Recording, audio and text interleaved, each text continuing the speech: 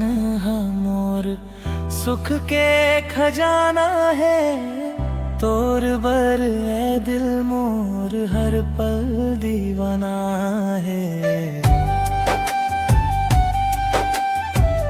जैसे सावन के बदरा धरती ला नहवाए, तैसे तोर माया मोर मन ला भरमाए। संगी मोर ते आत्मा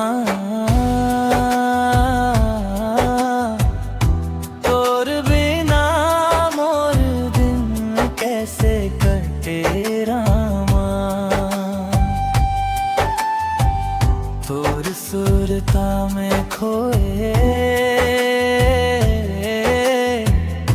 मोर जिया ला लागे। तोर माया के दिया मोर मनन मां जागे।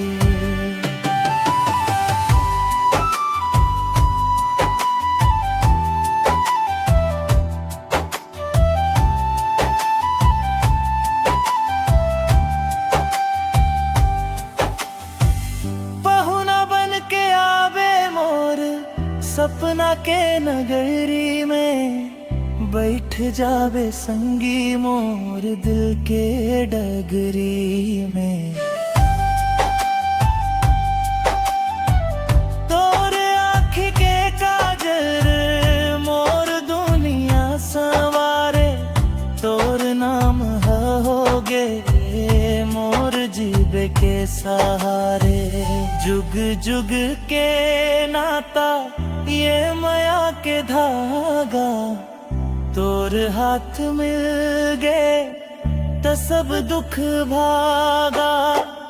रतिहा के चंदा जैसे तोर मुहवा। तोर माया के खुशबू महके मोर अंगना। ओ संगी मोर त्रियतमा तोर बिना मोर दिन कैसे कटे रामा।